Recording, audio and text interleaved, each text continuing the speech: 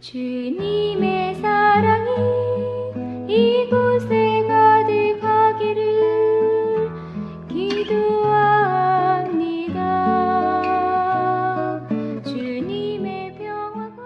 안녕하세요. 쉴만한 물가의 설아일입니다. 중국 선교사의 간증을 읽어드리겠습니다. 중국의 해는 일찍 떠오르는지 새벽 4시 30분이면 이미 어둠은 물러가고 하얀 안개만이 아직 깨어나지 않은 도시를 지킵니다. 제 방 창문으로 손을 내밀면 닿을 듯한 압록강이 밤새 그려놓은 아름다운 풍경입니다.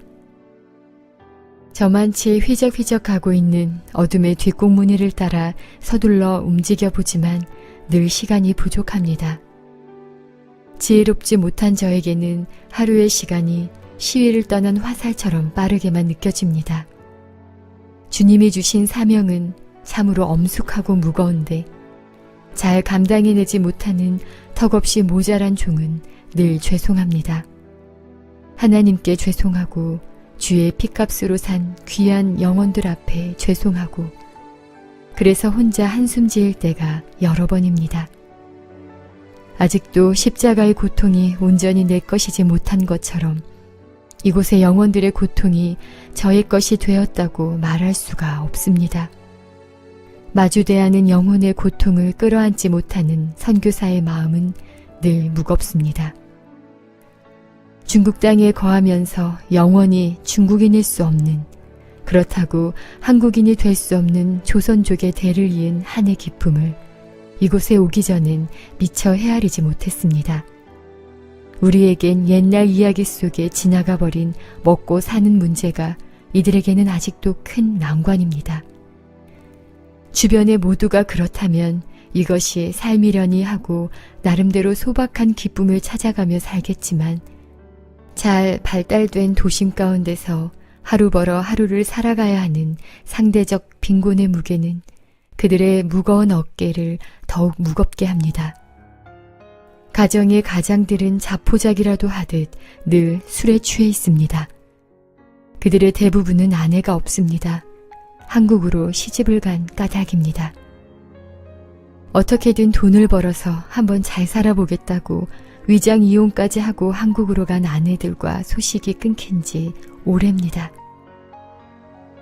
부모의 나라 한국과 야속한 아내에 대한 원망으로 그들의 가슴은 온통 시퍼렇게 멍들었습니다.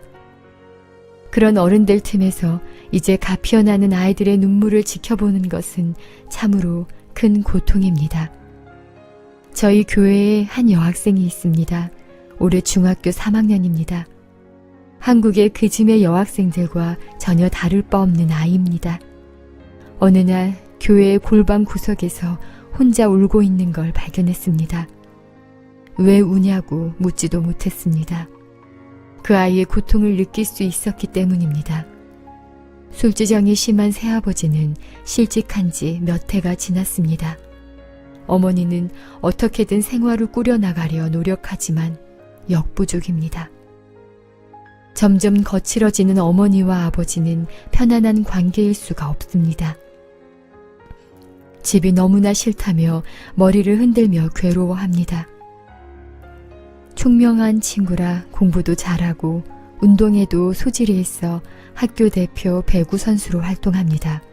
학급에선 반장이고요.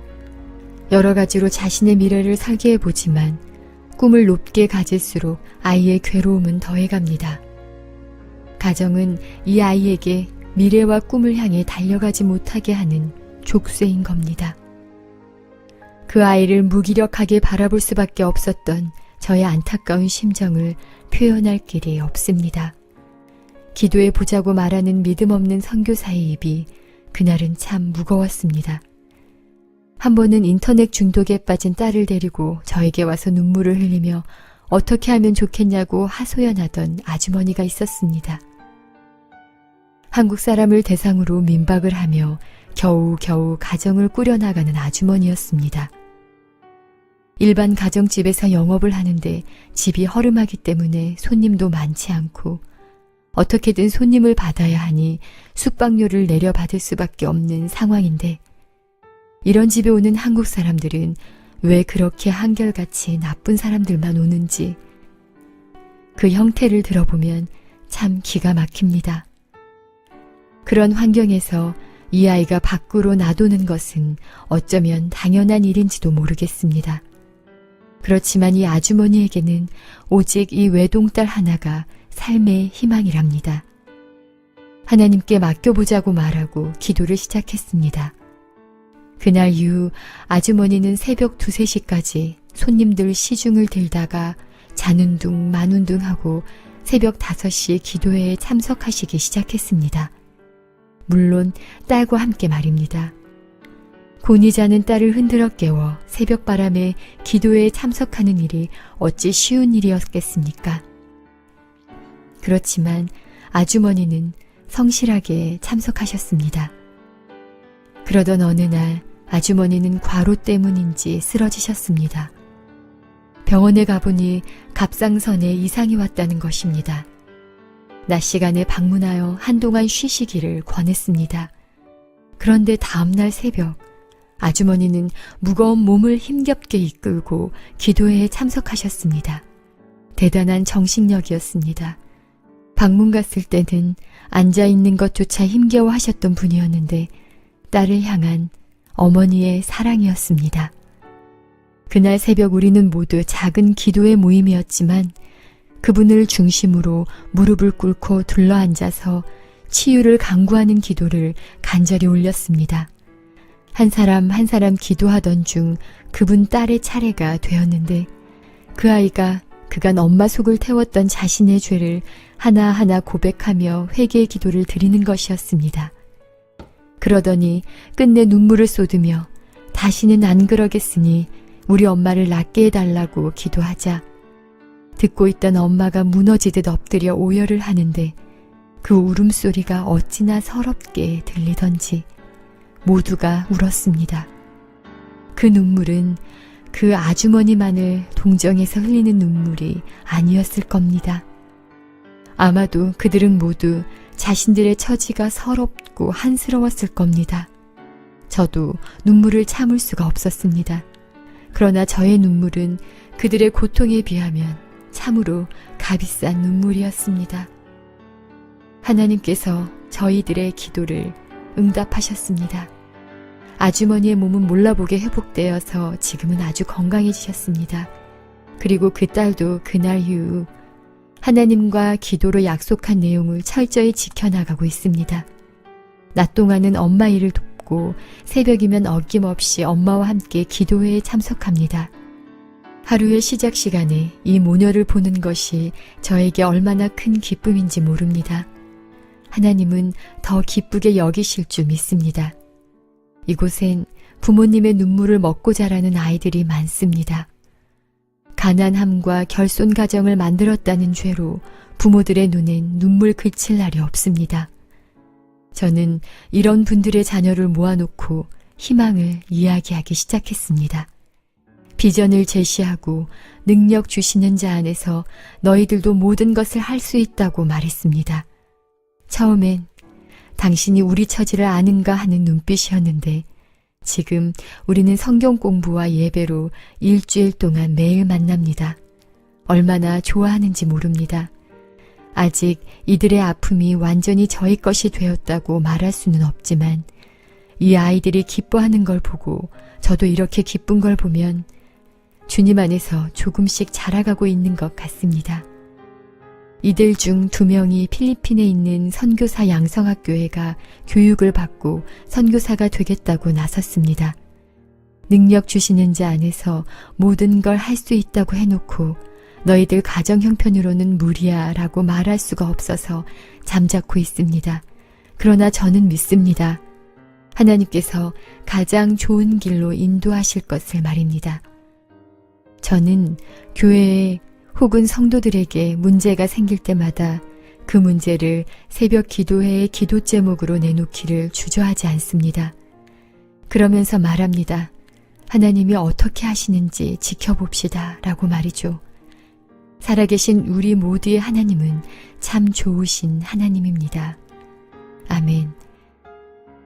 위에 소개한 두 아이는 2년이 지난 지금 필리핀에 있는 선교사 양성학교 과정을 마치고 또한 필리핀에서 선교사로 지내다 돌아와 평생 선교사의 비전을 가지고 저와 함께 일하고 있습니다.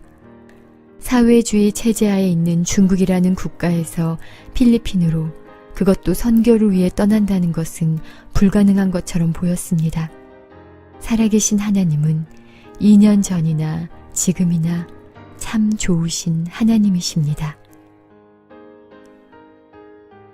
간증을 읽고 나니 실물교훈에 있는 말씀이 생각났습니다. 읽어드리고 마치겠습니다. 우리는 다른 사람들의 슬픔과 고통과 괴로움을 미리 예상해야 한다. 우리는 높은 자나 낮은 자나 부자나 가난한 자를 막론하고 그들의 기쁨과 염려에 동참해야 한다. 그리스도께서는 너희가 거저 받았으니 거저 주어라고 말씀하셨다. 우리의 주위에는 동정의 말과 도움의 손길이 요구되는 가련한 자들과 고통당하는 자들이 있다. 동정과 도움이 요구되는 과부들이 있고, 그리스도께서 당신의 제자들에게 하나님이 위탁하신 자로 받아들이라고 명하신 고아들이 있다. 그러나 이러한 사람들을 등한히 여기고 간과해버리는 일이 너무나 많다. 비록 저들은 초라해 보이고 묵뚝뚝하고 무례히 행하고 그들의 일거일동에 아무런 매력이 없을지라도 그들 역시 하나님의 소유물이다. 그들은 주님께서 값으로 산 자들이며 하나님 보기에는 우리와 마찬가지로 귀중한 존재들이다. 그들은 하나님의 대가족의 일원이므로 그분의 청지기가 된 그리스도인들은 그들에 대한 책임이 있다.